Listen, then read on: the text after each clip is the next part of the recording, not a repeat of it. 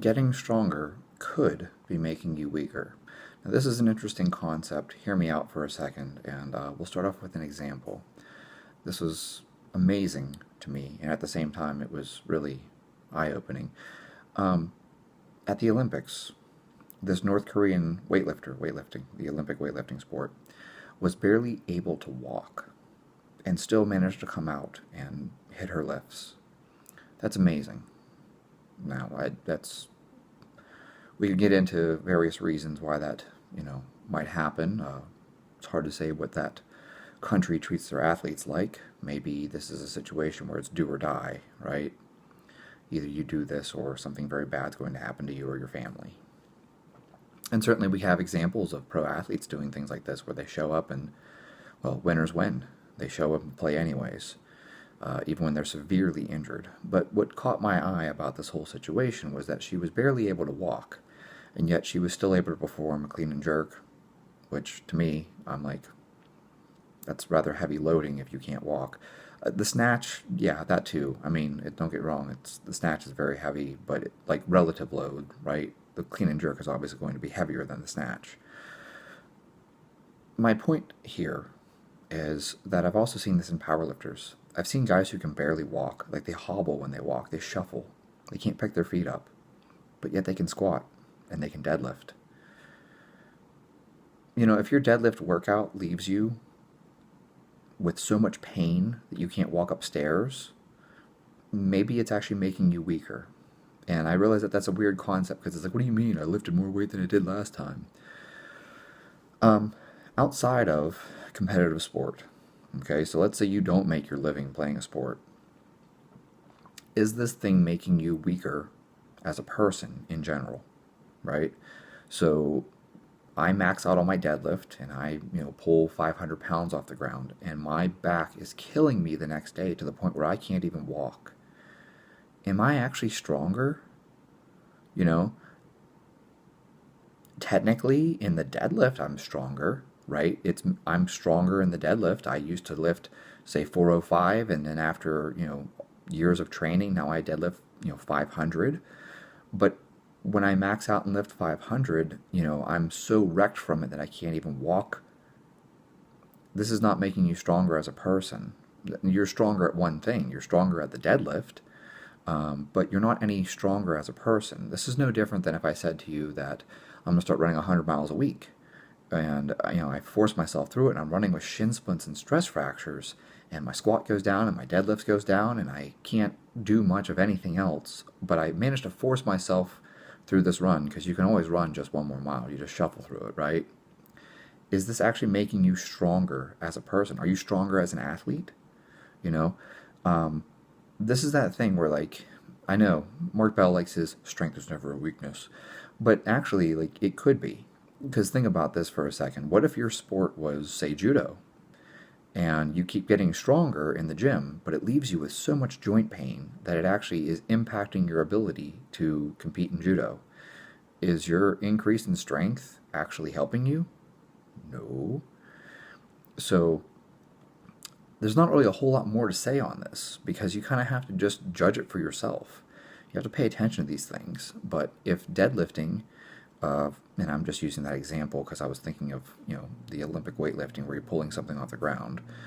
If deadlifting leaves you so wrecked afterwards that you can't walk up a flight of stairs, it's actually making you weaker as a person, regardless of whether or not your lift went up.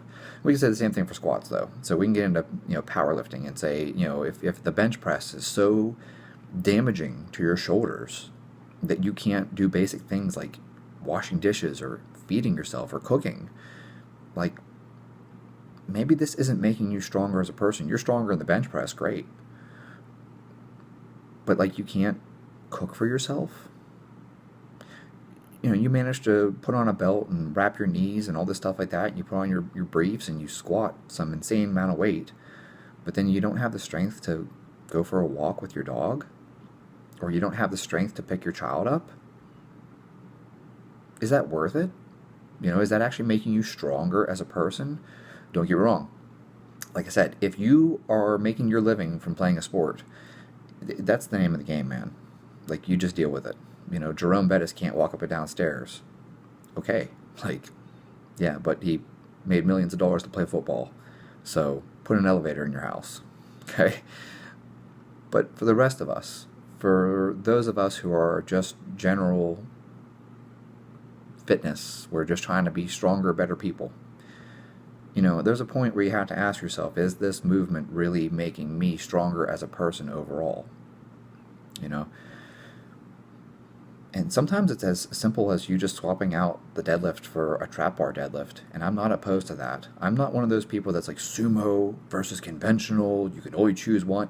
Dude, if you're not competing in powerlifting or strongman, it does not matter. Do a trap bar deadlift. I don't care. What would be the problem with that? I don't see a problem with it.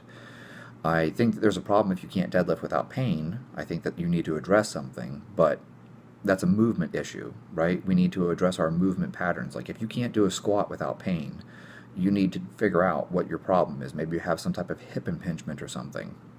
Maybe you have an SI issue, and you should address that. But in the meantime, do Bulgarian split squats. Like you can still train your legs. You don't have to back squat. You can front squat. I can't back squat anymore like I used to. I had a spinal injury. Sucks, but these things happen. Sometimes you get hit by drunk drivers and you suffer injuries. I cannot put a heavy bar on my back. Can't do it. Now I can still squat. I mean, I can easily throw, 135, 185 on the bar and just bang out reps and stuff. Once I start getting heavy, though, I'm never going to work up to a max single in the back squat ever again, because just simply putting the bar on my back is painful. Due to the fact that I have damage to my T2 vertebrae. So, just holding a bar on my back is not comfortable. So I front squat. Doesn't matter. I'm not competing in powerlifting, so I've just found a way to work around it. I can still train my legs, I can still squat, but I do front squats. Safety bar squats work too. It's nice that padding kind of distributes the weight across your shoulders. So safety bar squats are fine as well. But, if you're not competing in powerlifting, you don't have to back squat. You can overhead squat, you can front squat, you can safety bar squat, you can belt squat, you can single leg squat, you can whatever, Bulgarian split squats with dumbbells in your hands. You can choose a different variation. And the same thing's true for your deadlift. If you're not competing in powerlifting, you don't have to deadlift with a barbell. You could use a trap bar. You could use farmer walk handles. Rack pulls. It doesn't have to be a deadlift from the floor. RDLs and all these other variations. Good mornings. You're still training your posterior chain and stuff. But the thing is just because you add weight to the bar doesn't always mean that you're getting stronger as a person.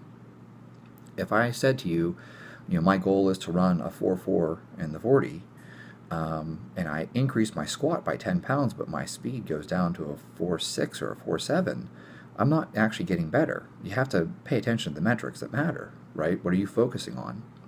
So it's well, I increased my squat by 20 pounds, but now I can't get out on the floor and play with my kids. Are you actually stronger as a person, or are you just stronger at the squat? And that's the question you have to ask yourself. And I realize that this is not going to be a popular opinion, because lots of us are, go hard or go home, right? And that's certainly who I was. When I was younger, I was either I put more weight on the bar or I suck. And, I'm not happy with myself. It was acceptable to me that, I trained so hard that I can't even walk upstairs the next day because my quads are fried. At this point in my life, I don't want to be so sore the next day that I can't walk. I'm just not, and you can tell me oh, you don't train hard enough if you're able to walk the next day. But you know what? I'm not trying to. I don't know. I don't actually see a purpose to it. I mean, Jay Cutler says he never trained to failure, and we already know that delayed onset muscle soreness is not necessarily a good marker of whether or not you trained harder or you're making progress. Do you have to train to the point where your legs are fried? I don't think so. I really don't believe so. From all the research I've seen and from looking at athletes and looking at even at bodybuilders, you don't have to train to the point where you can't lift your arm anymore. I've been there. I've done that. I've done the thing where I remember I did push-ups to the point where I couldn't lift my arms up to wash my hair afterwards. I remember finishing a workout And I got into the shower and I realized I couldn't lift my hands. That's how many push-ups I did. I could not lift my hands up. I couldn't even wash my own hair. Okay? That's probably more than you needed to do. You know, it's like the whole stimulate, don't annihilate. You don't have to destroy a muscle group to make it grow. You just have to stimulate it. Well, similarly, if you're leaving yourself so sore, or you're having joint pain even, maybe it's not the muscle, maybe it's the joints. If you're leaving yourself so sore that you can't do other things in your life, this is taking away from your life. This is detracting from your life. You know, I still want to be able to go for a walk with my wife the next morning. I still want to be able to go to the grocery store and be able to pick up a case of water. Like, I don't want to be so beat up that I can't walk. That's not worth it to me. I don't want to be so, oh man, my knees are so wrecked I can't get down on the ground and pick my dog up. He's an old man. He's like 13 now. Sometimes he can't jump into the car. I got to pick him up. Well, if I train so hard that I can't pick my dog up, is this really making me stronger as a person? Am I a better person in life, or did I just put more weight on a barbell? And no one really cares how much you lift. I mean, that's the biggest thing. I know we got all these, social media heroes lifting huge weights, but really, at the end of the day, what's your life like? Is it worth it? Should I max out for the gram and then not be able to pick my dog up? I don't think so. But that's just my personal opinion, and you may have a different opinion. Maybe your goal is to be the next Larry Wheels or something, and so you do need to max out. But for me, I feel like training should add to your life. That's where I'm at. I'm at a point where I do this because I want to be mobile and active as I get older, not because I'm trying to impress people on Instagram. Or YouTube even. You guys don't care how much I lift. You really don't. If I told you, oh, I clean and jerk double body weight, would you suddenly think that I'm any more or less intelligent? I would hope not. I know a lot of people who are really strong and they're dumb, so I don't think that the amount of weight that you lift is reflective of your level of intelligence or knowledge even. Some people are just strong. So, anyways, the takeaway from this is are you chasing a number? Are you getting stronger with a barbell movement and it's actually making you weaker in life? And if that's the case, then maybe you want to take a step back and think about doing things slightly differently so that it doesn't cut into other parts of your life. So, if you guys like the video, please like the video. If you have an opinion, you have an experience yourself, maybe you connect with this, maybe this makes sense to you, maybe you have pain after you squat and it screws up your ability to, I don't know, go for a bike ride or something like that. Like something that you enjoy in life. Maybe you like going hiking and after you squat or deadlift heavy, you can't go for a hike. Whatever it is, maybe that resonates with you. Maybe it's something you've experienced yourself. Comment below.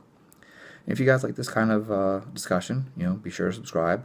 We can talk more about this kind of stuff. I really have a lot of opinions on how we can change our programming so that we can continue to train even whenever we have to avoid certain movements. Like I said, I don't back squat. I had a spinal injury. I don't mess with it anymore. I don't want to test it.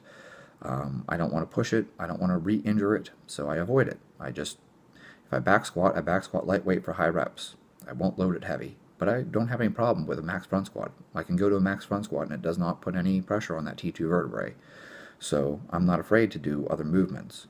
I can certainly belt squat. I can belt squat all I want, but that puts zero pressure on your thoracic spine. So you just have to be smart in the way that you train around things. And there's always a way to train around things. You can always find a solution where you can still do something, but sometimes we have to be more creative. So, anyways, there you guys have it. I hope this was useful. I hope it was insightful at the very least, and I hope that it helps, even just one person. If this helps you, fantastic. That's what I try to do. So thank you so much for your time.